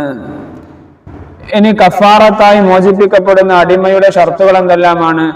ജോലിക്ക് തടസ്സമാകുന്ന ന്യൂനതകളില്ലാത്ത മുസ്ലിമായ ഒരു അടിമയെയാണ് മോചിപ്പിക്കേണ്ടത്. വ്യക്തമാക്കാം. നോമ്പിൽ അധികരിപ്പിക്കൽ സുന്നത്തായ കാര്യങ്ങൾ എന്തൊക്കെയാണ്? ഖുർആൻ പാരായണം, അതുപോലെ സദഖ, ഇഅ്തികാഫ്, മറ്റു ആരാധനകളൊക്കെ നോമ്പിൽ അധികരിപ്പിക്കൽ സുന്നത്തായ കാര്യങ്ങളാണ്. എന്തുകൊണ്ടാണ് നോമ്പ് തുറക്കേണ്ടത്? ഈത്തപ്പഴം, അതില്ലെങ്കിൽ കാരക്ക, അതില്ലെങ്കിൽ വെള്ളം കൊണ്ട്.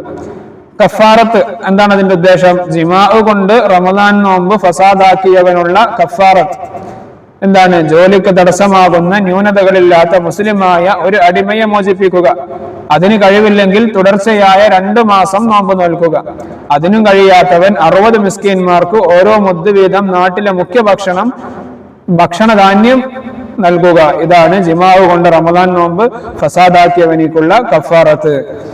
ഇനി അടുത്തത് പൂരിപ്പിക്കാം. അഹബ്ബു ഇബാദി ഇലയ്യ അഅ്ജലഹും ഫിത്റ.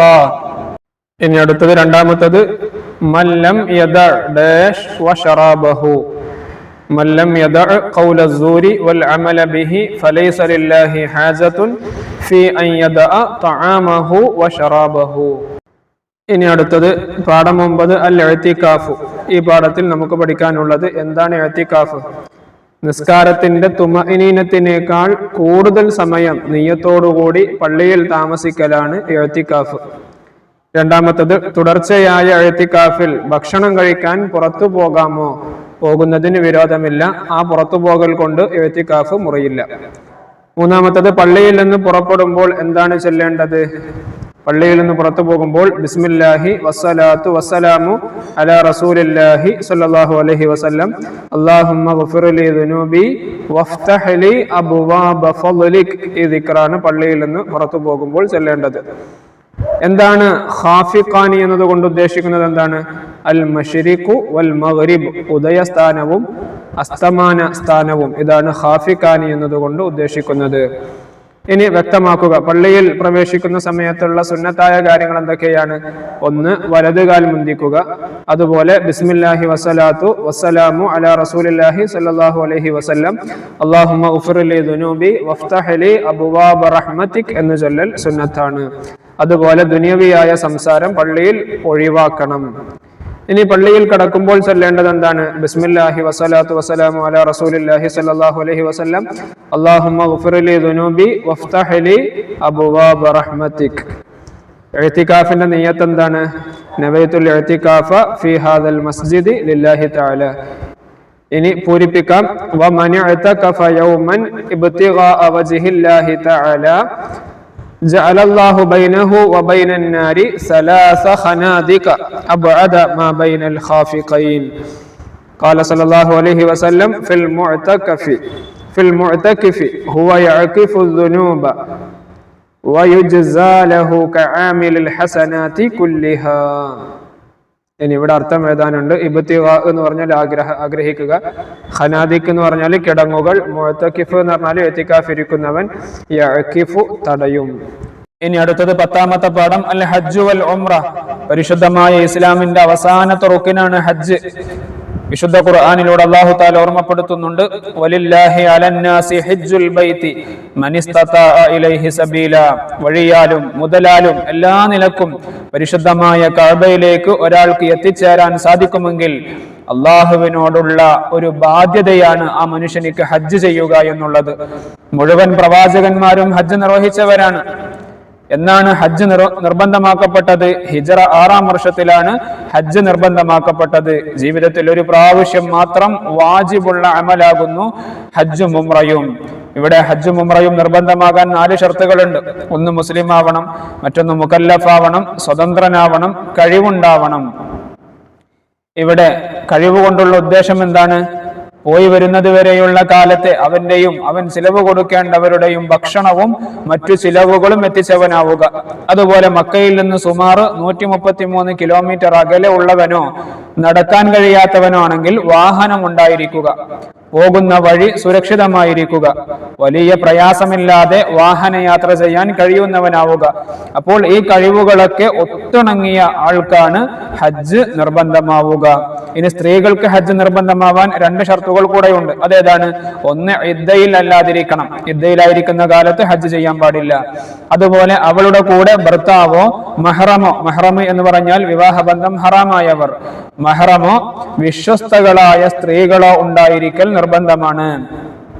ഫർളായ ഹജ്ജിനും ഉംറക്കും ഒരു വിശ്വസ്തയായ സ്ത്രീയുടെയും സുരക്ഷിതത്വം ഉറപ്പാണെങ്കിൽ സ്വന്തമായും പോകാവുന്നതാണ് സ്ത്രീകൾക്ക്. സുന്നത്തായ ഹജ്ജിനും ഉംറക്കും ഭർത്താവോ മഹ്റമോ ഇല്ലാതെ പോകൽ അനുവദനീയമല്ല.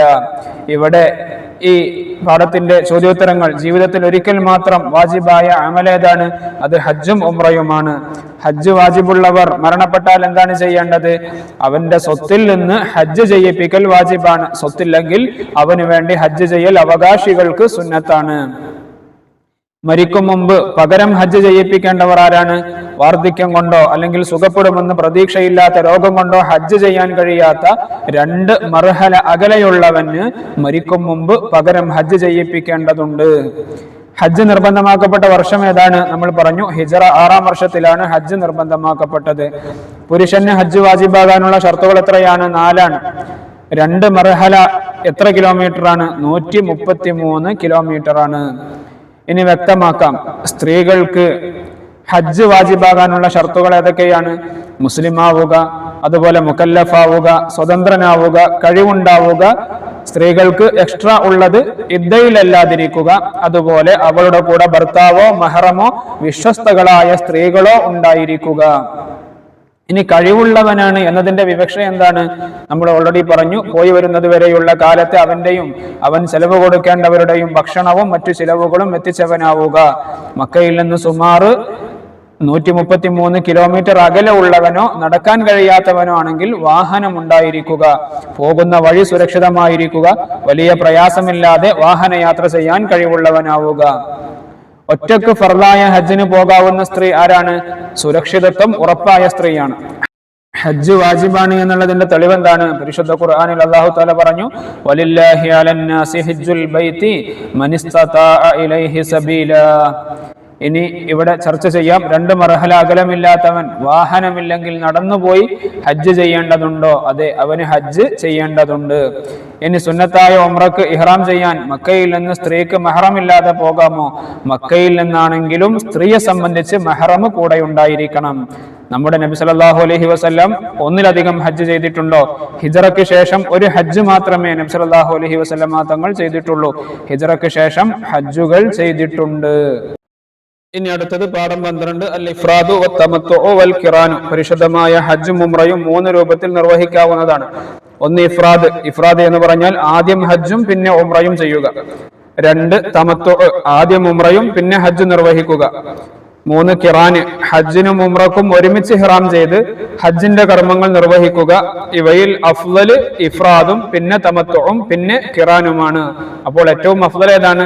ഇഫ്രാദായി ചെയ്യലാണ്, പിന്നെ തമത്തു ആണ്, പിന്നെ ഖിറാനാണ്. ഈ പാഠത്തിൽ അതിന്റെ വിശദീകരണങ്ങളാണ് നമുക്ക് പഠിക്കാനുള്ളത്. ഒന്നാമതായി, ഖിറാനായി ചെയ്തവന് ബലി വാജിബാണ് എപ്പോൾ, അറുക്കൽ വാജിബാണ് എപ്പോൾ? രണ്ട് ഷർത്തോടുകൂടെ ബലി വാജിബാകും. ഒന്ന്, സ്ഥിരതാമസം ഹറമിൽ നിന്ന് 2 മർഹല അകലെയായിരിക്കുക. അതുപോലെ മക്കയിൽ പ്രവേശിച്ച ശേഷം മീഖാത്തിലേക്ക് മടങ്ങാതിരിക്കുക. എന്താണ് ബലി എന്ന് പറഞ്ഞാൽ? ഉളുഹിയത്തിന് മതിയാകുന്ന ഒരു ആടിനെ അറുക്കലാണ് ബലി. ബലി അറുക്കൽ അഫ്ളലായ സമയം ഏതാണ്? അത് വലിയ പെരുന്നാൾ ദിവസമാണ്. ഇനി വ്യക്തമാക്കാം, എന്താണ് ഇഫ്രാദ് എന്ന് പറഞ്ഞാൽ? ആദ്യം ഹജ്ജും പിന്നെ ഉംറയും ചെയ്യുക. തമത്തു എന്ന് പറഞ്ഞാൽ ആദ്യം ഉംറയും പിന്നെ ഹജ്ജും നിർവഹിക്കുക. ഖിറാൻ എന്ന് പറഞ്ഞാൽ ഹജ്ജിനും ഉംറക്കും ഒരുമിച്ച് ഇഹ്റാം ചെയ്ത് ഹജ്ജിന്റെ കർമ്മങ്ങൾ നിർവഹിക്കുക. തമത്തു ആയി ഹജ്ജും ഉംറയും ചെയ്തവന് ബലി വാജിബാകാനുള്ള ഷർത്തുകൾ എന്തെല്ലാമാണ്? നമ്മൾ പറഞ്ഞു, അവന്റെ സ്ഥിരതാമസ സ്ഥലം ഹറമിൽ നിന്ന് 2 മർഹല അകലെയായിരിക്കുക. അതുപോലെ ഹജ്ജും ഉംറയും ഒരേ വർഷത്തിലും ഉംറ ഹജ്ജിന്റെ മാസങ്ങളിലുമായിരിക്കുക. ഹജ്ജിന് ഇഹ്റാം ചെയ്യാൻ മീഖാത്തിലേക്ക് മടങ്ങാതിരിക്കുക. ഇനി മുതമത്തഇന്റെ ഉംറ റമദാനിലായാൽ ബലി വാജിബാകുമോ? വാജിബാകില്ല. അടുത്തത് പാഠം 13, വാജിബാത്തുൽ ഹജ്ജി വസുനനുഹു. ഹജ്ജിന്റെ വാജിബാത്തുകളും ഹജ്ജിന്റെ സുന്നത്തുകളുമാണ് ഈ പാഠത്തിൽ പറയുന്നത്. ഹജ്ജിന്റെ വാജിബാത്തുകൾ എത്രയാണ്? 5 വിദാഇന്റെ തവാഫ് വാജിബില്ലാത്തവർ ആരെല്ലാമാണ്? ഹൈളോ നിഫാസോ ഉള്ളവൾക്കും, അതുപോലെ ഹജ്ജിന് ശേഷം മക്കയിൽ നിന്ന് പോകാൻ ഉദ്ദേശിക്കാത്ത മക്കക്കാർക്കും വിദാഇന്റെ തവാഫ്, വിടവാങ്ങൽ തവാഫ് നിർബന്ധമില്ല. ഇനി വ്യക്തമാക്കാം, മുസ്ദലിഫയിൽ രാപ്പാർക്കേണ്ടുന്ന സമയം ഏതാണ്? വലിയ പെരുന്നാൾ രാവ് പകുതിയായ ശേഷം മുസ്ദലിഫയിൽ രാപ്പാർക്കണം. മിനയിൽ രാപ്പാർക്കേണ്ട സമയം ഏതാണ്? അയ്യാമു തശ്രീഖിന്റെ രാവുകളിലാണ് മിനയിൽ രാപ്പാർക്കേണ്ടത്. അയ്യാമു തശ്രീഖിന്റെ ദിവസങ്ങൾ ഏതൊക്കെയാണ്? ദുൽഹിജ്ജ 11, 12, 13. ജംറത്തുൽ അഖബയിലേക്ക് മാത്രം എറിയേണ്ടുന്ന സമയം ഏതാണ്? വലിയ പെരുന്നാൾ രാവ് പകുതിയായത് മുതൽ ജംറത്തുൽ അഖബയിലേക്ക് മാത്രം എറിയേണ്ട സമയമാണ്. അടുത്തത്, ജംറകളിലേക്ക് എറിയേണ്ടുന്ന കല്ലുകളുടെ എണ്ണം എങ്ങനെയാണ്? 7, 21, 21, 21, അങ്ങനെ ആകെ 70 കല്ലുകൾ. പെരുന്നാളിന് ജംറത്തുൽ അഖബയിലേക്ക് 7 കല്ലുകളും അയ്യാമു തശ്രീഖിന്റെ 3 ദിവസവും 7 കല്ലുകൾ വീതം 3 ജംറകളിലേക്കും. അങ്ങനെ ആകെ 70 കല്ലുകളാണ് ജംറകളിലേക്ക് എറിയേണ്ടത്. തൽബിയത്തിന്റെ വചനം എന്താണ്? ലബ്ബൈക അല്ലാഹുമ്മ ലബ്ബൈക ലബ്ബൈക ലാ ശരീക ലക ലബ്ബൈക ഇന്നൽ ഹംദ വന്നിഅമത ലക വൽ മുൽക് ലാ ശരീക ലക. 3 ജംറകളുടെ പേരുകൾ ഏതെല്ലാമാണ്? ഒന്ന് ജംറത്തുൽ ഊല, രണ്ടാമത്തത് ജംറത്തുൽ വുസ്ത, മൂന്നാമത്തത് ജംറത്തുൽ അഖബ. ഈ ജംറകളുടെ തർത്തീബ് എങ്ങനെയാണ്? ആദ്യം ജംറത്തുൽ ഊല, രണ്ടാമത് ജംറത്തുൽ വുസ്ത, മൂന്നാമത്തത് ജംറത്തുൽ അഖബ. ഇനി ഹജ്ജിന്റെ സുന്നത്തുകൾ ഏതൊക്കെയാണ്? ഇഹ്റാം ചെയ്യുക, അതുപോലെ മക്കയിൽ പ്രവേശിക്കുക, അറഫയിൽ നിൽക്കുക മുതലായ ഹജ്ജിന്റെ എല്ലാ അഅ്മാലുകൾക്കും വേണ്ടി കുളിക്കുക. അപ്പൊ ഒന്നാമത്തെ സുന്നത്ത് അതാണ്, ഇഹ്റാമിന് വേണ്ടി, അതുപോലെ മക്കയിൽ പ്രവേശിക്കാൻ വേണ്ടി, അറഫയിൽ നിൽക്കാൻ വേണ്ടി, അതുപോലെ ഹജ്ജിന്റെ മറ്റു എല്ലാ അമലുകൾക്കും വേണ്ടി കുളിക്കുക എന്നുള്ളത് ഒരു സുന്നത്താണ്. രണ്ടാമത്തത്, ഇഹ്റാമിന് അല്പം മുമ്പ് സുഗന്ധം ഉപയോഗിക്കുക. ഇഹ്റാം ചെയ്ത മുതൽ തൽബിയത്ത് ചൊല്ലുക. തൽബിയത്തിന് ശേഷം നബി സല്ലല്ലാഹു അലൈഹി വസല്ലമ തങ്ങളുടെ മേൽ സ്വലാത്ത് ചൊല്ലുക. ഖുദൂമിന്റെ തവാഫ്, അറഫ രാവ് മിനയിൽ രാപ്പാർക്കുക. അറഫ നൃത്തത്തിൽ രാവും പകലും ഒരുമിച്ച് കൂട്ടുക. മഷ്അറുൽ ഹറാമിന്റെ അടുത്ത് നിൽക്കുക. ദിക്റുകളും ദുആകളും കൊണ്ടുവരിക. ഇതെല്ലാം ഹജ്ജിന്റെ സുന്നത്തുകളിൽപ്പെട്ട കാര്യങ്ങളാണ്. ഇനി 14ാമത്തെ പാഠം, മവാഖീത്തുൽ ഹജ്ജി വൽ ഉംറ. ഹജ്ജിന്റെയും ഉംറയുടെയും മീഖാത്തുകൾ.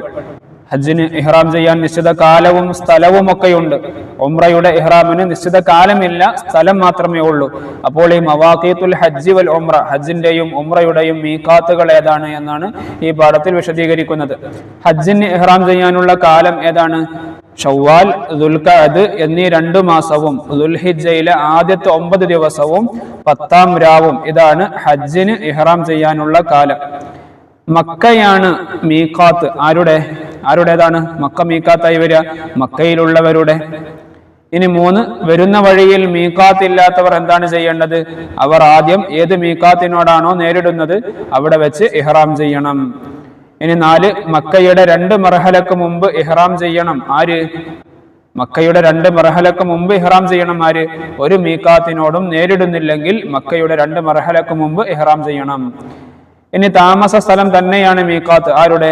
മീഖാത്തിന്റെയും മക്കയുടെയും ഇടയിലുള്ളവരുടെ മീഖാത്ത് താമസ സ്ഥലം തന്നെയാണ്. ഇനി പാഠം 15 തവാഫു വസ്സഅയു. ഈ പാഠത്തിൽ നമുക്ക് പഠിക്കാനുള്ളത് തവാഫിന്റെ 8 ഷർത്തുകൾ, തവാഫിന്റെ സുന്നത്തുകൾ, സഅയിന്റെ 3 ഷർത്തുകൾ. ഏതെല്ലാമാണ് തവാഫിന്റെ 8 ഷർത്തുകൾ? ഒന്നാമത്തത് ഹജ്ജിന്റെയും ഉംറയുടെയും അല്ലാത്ത തവാഫുകളിൽ നിയ്യത്ത് ചെയ്യണം. ഹജ്ജിന്റെയും ഉംറയുടെയും തവാഫിൽ നിയ്യത്ത് സുന്നത്താണ്. 2 ഔറത്ത് മറക്കണം. 3 അശുദ്ധികളിൽ നിന്നും നജസുകളിൽ നിന്നും ശുദ്ധിയായിരിക്കൽ. ഇവിടെ പ്രത്യേകം ശ്രദ്ധിക്കാനുള്ളത് തവാഫിന്റെ ഇടയിൽ അശുദ്ധി ഉണ്ടാവുകയോ ഔറത്ത് വെളിവാവുകയോ ചെയ്താൽ അവ പരിഹരിച്ച ശേഷം തവാഫ് പൂർത്തിയാക്കണം. തവാഫ് മടക്കേണ്ടതില്ല.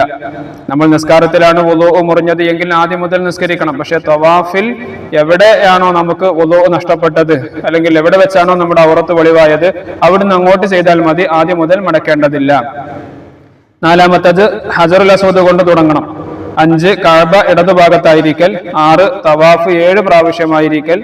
7 തവാഫ് പള്ളിയിലും കഅബക്ക് പുറത്തും ആയിരിക്കൽ. ഹിജ്ർ ഇസ്മായില്, അതുപോലെ ഷാദർവാന്, ഇതൊക്കെ കഅബയിൽപ്പെട്ടതാണ്. അതുകൊണ്ട് അതിന്റെ ഉള്ളിലൂടെയുള്ള തവാഫ് പറ്റൂല. 8 തവാഫ് മറ്റൊരു ആവശ്യത്തിനല്ലാതിരിക്കൽ. ഇതുപോലെ കടക്കാരനെയോ കൂട്ടുകാരനെയോ മറ്റോ തിരഞ്ഞുകൊണ്ടുള്ള നടത്തം മതിയാവുകയില്ല. തവാഫ് എന്നുള്ള ഉദ്ദേശത്തിൽ തന്നെയായിരിക്കണം നമ്മൾ നടക്കേണ്ടത്.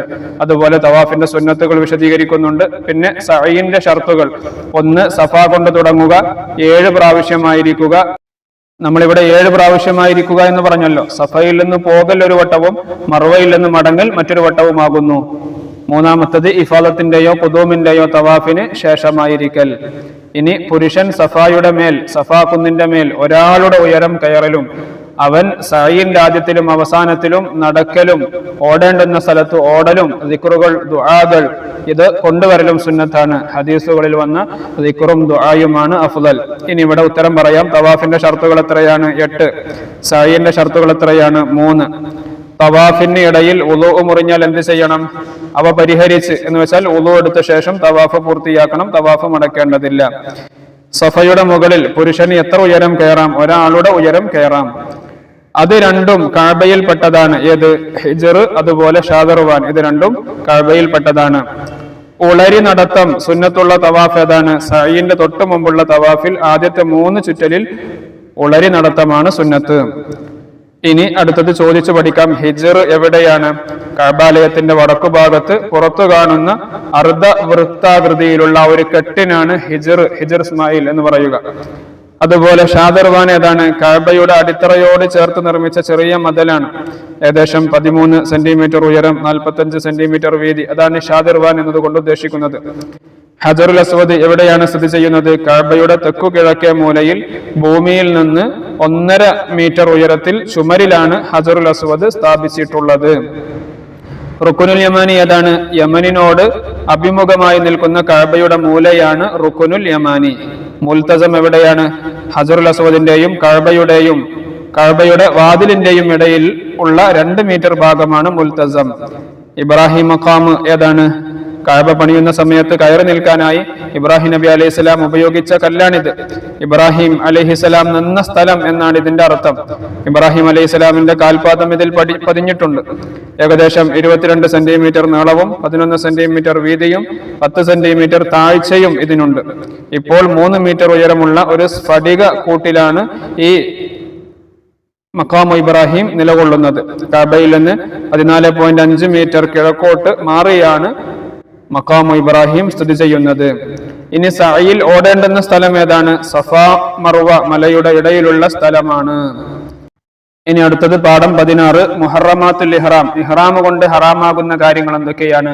1 ജിമാഅ് ചെയ്യൽ, അതുപോലെ വികാരത്തോടുകൂടി ബന്ധപ്പെടൽ, നിക്കാഹ് ചെയ്യലും ചെയ്തു കൊടുക്കലും, മനിയ് പുറപ്പെടുവിക്കൽ, സുഗന്ധം ഉപയോഗിക്കൽ, തലമുടിയിലോ താടിമുടിയിലോ എണ്ണ ഉപയോഗിക്കൽ, മുടിയോ നഖമോ നീക്കൽ, പുരുഷൻ തലയിൽ നിന്ന് അല്പം മറക്കൽ, തുന്നൽ കൊണ്ടോ മറ്റോ ചുറ്റിയ വസ്ത്രം പുരുഷൻ ധരിക്കൽ, സ്ത്രീ മുഖത്തിൽ നിന്ന് അല്പം മറക്കൽ, അതുപോലെ സ്ത്രീ കയ്യുറ ധരിക്കൽ, കരയിലെ തിന്നപ്പെടുന്ന ജീവിയെ വേട്ടയാടൽ, ഇതെല്ലാം ഇഹ്റാം കൊണ്ട് ഹറാമാകുന്ന കാര്യങ്ങളാണ്.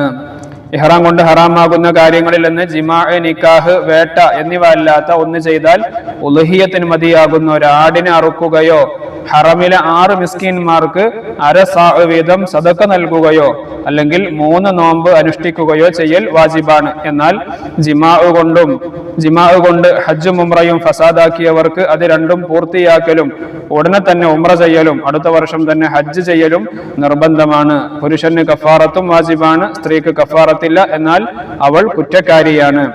ഒരൊട്ടകമാണ് കഫാറത്ത്, അതിന് കഴിഞ്ഞില്ലെങ്കിൽ ഒരു മാട്, അതിനും കഴിഞ്ഞില്ലെങ്കിൽ 7 ആട്, അതിനും കഴിഞ്ഞില്ലെങ്കിൽ ഒട്ടകത്തിന്റെ വിലക്ക് ലഭിക്കുന്ന ഭക്ഷണം സദഖ ചെയ്യണം. അതിനും കഴിയാത്തവൻ ഒട്ടകത്തിന്റെ വിലക്ക് ലഭിക്കുന്ന ഭക്ഷണത്തിന്റെ മുദ്ദുകളുടെ എണ്ണം നോമ്പ് അനുഷ്ഠിക്കണം. നിക്കാഹിന് ഫിദിയയില്ല, എന്നാൽ നിക്കാഹ് സഹീഹാകുന്നതല്ല. വേട്ടജീവിയെ നശിപ്പിച്ചാൽ അവൻ ഉത്തരവാദിയാകും. ആട്, മാട്, ഒട്ടകം എന്നിവയോട് സാമ്യമുള്ളതാണെങ്കിൽ സാമ്യമായ മൃഗത്തെ അറുത്ത് ഹറമിലെ മിസ്കീന്മാർക്ക് സദഖ ചെയ്യുകയോ അതിന്റെ വിലക്ക് ലഭിക്കുന്ന ധാന്യം നൽകുകയോ അതിന്റെ വിലക്ക് ലഭിക്കുന്ന മുദ്ദുകളുടെ എണ്ണം നോമ്പ് നോൽക്കുകയോ ചെയ്യൽ വാജിബാണ്. ഈ കാര്യങ്ങളൊക്കെ ഇവിടെ വിദ്യാർത്ഥികൾ ശ്രദ്ധിക്കുക. ഉത്തരം പറയാം. ഇഹ്റാം ചെയ്താൽ പുരുഷന് മാത്രം ഹറാമാണ്. എന്ത്? പുരുഷന് തലയിൽ നിന്ന് അല്പം മറക്കൽ ഹറാമാണ്. അതുപോലെ ഇഹ്റാം ചെയ്താൽ തുന്നൽ കൊണ്ടോ മറ്റോ ചുറ്റിയ വസ്ത്രം പുരുഷൻ ധരിക്കൽ, ചുറ്റി തുന്നിയ വസ്ത്രം ധരിക്കൽ പുരുഷന് ഹറാമാണ്. ഇനി ഇഹ്റാം ചെയ്താൽ സ്ത്രീക്ക് മാത്രം ഹറാമാകുന്ന കാര്യം ഏതാണ്? ഒന്ന്, സ്ത്രീ മുഖത്തിൽ നിന്ന് അല്പം മറക്കൽ, അതുപോലെ സ്ത്രീ കയ്യുറ ധരിക്കൽ, ഇതൊക്കെ ഹറാമാണ്. എണ്ണ ഉപയോഗിക്കൽ ഹറാമാണ്. എവിടെ? തലമുടിയിലോ അല്ലെങ്കിൽ താടിമുടിയിലോ. ജിമാഇന് കഫാറത്തില്ല. ആർക്ക്? സ്ത്രീക്ക്. മുഹരിമിന്റെ നിക്കാഹിന്റെ വിധി എന്താണ്? സഹീഹാവുകയില്ല. മുഹരിം എന്ന് പറഞ്ഞാൽ ഇഹ്റാം ചെയ്ത ആള്. ഹറമിലെ മരം മുറിക്കൽ എന്താണ്? ഹറാമാണ്. ഇനി വ്യക്തമാക്കാം എന്താണ് കഫാറത്ത് എന്ന് പറഞ്ഞാൽ. ഒരൊട്ടകമാണ് കഫാറത്ത്, അതിന് കഴിഞ്ഞില്ലെങ്കിൽ ഒരു മാട്, അതിനും കഴിഞ്ഞില്ലെങ്കിൽ 7 ആട്, അതിനും കഴിഞ്ഞില്ലെങ്കിൽ ഒട്ടകത്തിന്റെ വിലക്ക് ലഭിക്കുന്ന ഭക്ഷണത്തിന് സദഖ ചെയ്യണം. അതുപോലെ അതിനും കഴിയാത്തവൻ ഒട്ടകത്തിന്റെ വിലക്ക് ലഭിക്കുന്ന ഭക്ഷണത്തിന്റെ മുദ്ദുകളുടെ എണ്ണം നോമ്പ് അനുഷ്ഠിക്കണം. ഈ രൂപത്തിലാണ് കഫാറത്ത്. ഇനി മുഹറമാത്തുൽ ഇഹ്റാം നമ്മൾ നേരത്തെ ഓൾറെഡി പറഞ്ഞു. ഇഹ്റാം ചെയ്താൽ ഹറാമാകുന്ന കാര്യങ്ങൾ എന്തൊക്കെയാണ് നമ്മൾ ഓരോന്നും വിശദീകരിച്ച് പറഞ്ഞിട്ടുണ്ട്. അതുപോലെ അടുത്തത് ജിമാ കൊണ്ട് ഹജ്ജ് ഫസാദാക്കിയവന് വാജിബായ കാര്യങ്ങൾ എന്തൊക്കെയാണ്? ഹജ്ജും ഉംറയും പൂർത്തിയാക്കലും ഉടനെ തന്നെ ഉംറ ചെയ്യലും അടുത്ത വർഷം തന്നെ ഹജ്ജ് ചെയ്യലും നിർബന്ധമാണ്. കഫാറത്തും വാജിബാണ്. പിന്നെ വേട്ട നടത്തിയവന് വാജിബായത് എന്താണ്? നമ്മൾ നേരത്തെ പറഞ്ഞിട്ടുണ്ട്. ആട്, മാട്, ഒട്ടകം എന്നിവയോട് സാമ്യമുള്ളതാണെങ്കിൽ സാമ്യമായ മൃഗത്തെ അറുത്ത് ഹറമിലെ മിസ്കീന്മാർക്ക് സദഖ ചെയ്യുകയോ അതിന്റെ വിലക്ക് ലഭിക്കുന്ന ധാന്യം നൽകുകയോ അതിന്റെ വിലക്ക് ലഭിക്കുന്ന മുദ്ദുകളുടെ എണ്ണം നോമ്പ് നോൽക്കുകയോ ചെയ്യൽ വാജിബാണ്. ഇനി ആട്, മാട്, ഒട്ടകത്തോട് സാമ്യത ഉള്ളതല്ലെങ്കിൽ വേട്ടജീവിയുടെ വിലക്കുള്ള ഭക്ഷണം സദഖ ചെയ്യുകയോ അല്ലെങ്കിൽ അതിന്റെ വിലക്ക് ലഭിക്കുന്ന ഭക്ഷണത്തിന്റെ മുദ്ദുകളുടെ എണ്ണം അനുസരിച്ച് നോമ്പ് നോൽക്കുകയോ ചെയ്യൽ നിർബന്ധമാണ്. ഇനി വേട്ടമൃഗം മറ്റൊരാളുടെ ഉടമയിൽപ്പെട്ടതാണെങ്കിലോ അവന് അതിന്റെ വിലയും കൊടുക്കൽ നിർബന്ധമാണ്. ഇനി അവസാനത്തെ പാഠം സിയാറത്തു ഖബരി നബി സല്ലല്ലാഹു അലൈഹി വസല്ലം. മുത്തനബി സല്ലല്ലാഹു അലൈഹി വസല്ലമ തങ്ങളുടെ ഖബർ ഷരീഫ് സിയാറത്ത് ചെയ്യൽ അതിശക്തിയായ സുന്നത്താണ്, പ്രത്യേകിച്ച് ഹാജിമാർക്ക്. കാരണം നബി സല്ലല്ലാഹു അലൈഹി വസല്ലമ തങ്ങൾ പറഞ്ഞു, മൻ ഹജ്ജ വലം യസുർനി ഫഖദ് ജഫാനി. ആരെങ്കിലും ഹജ്ജ് ചെയ്ത് എന്നെ സിയാറത്ത് ചെയ്തില്ല എങ്കിൽ അവൻ എന്നോട് പിണങ്ങിയിരിക്കുന്നു, അവൻ എന്നോട് അനാദരവ് കാണിച്ചിരിക്കുന്നു എന്ന് നബി സല്ലല്ലാഹു അലൈഹി വസല്ലമ തങ്ങൾ പറഞ്ഞിട്ടുണ്ട്. പരിശുദ്ധമായ റൗള ഷരീഫ് സിയാറത്ത് ചെയ്യുന്നതിന്റെ ആദാബുകൾ, മര്യാദകൾ, ആ ബഹുമാനങ്ങളൊക്കെയാണ് ഈ പാഠത്തിൽ വിശദീകരിക്കുന്നത്. വിദ്യാർത്ഥികൾ നിർബന്ധമായും വായിക്കുക. ഒന്നാമത്തത്, മദീനയിലേക്ക് കടക്കും മുമ്പ് സുന്നത്താണ്. എന്തെല്ലാം കാര്യങ്ങളാണ് മദീനയിലേക്ക് കടക്കുന്നതിന് മുമ്പ് സുന്നത്തായ കാര്യങ്ങൾ? ഒന്ന്, ശരീരത്തിൽ നിന്ന് നീക്കൽ സുന്നത്തായ മുടികൾ, നഖങ്ങൾ എന്നിവയെ നീക്കലും, കുളിച്ച് വുളൂ ചെയ്ത് നല്ല വസ്ത്രങ്ങൾ ധരിക്കലും സുഗന്ധം ഉപയോഗിക്കലും ഒക്കെ മദീനയിലേക്ക് കടക്കും മുമ്പ് സുന്നത്താണ്. രണ്ടാമത്തത്, മദീനയെ കണ്ടാൽ പുരുഷന്മാർക്ക് എന്താണ് സുന്നത്തുള്ളത്? കഴിയുമെങ്കിൽ ചെരിപ്പില്ലാതെ നടന്നു പോവലാണ് സുന്നത്ത്.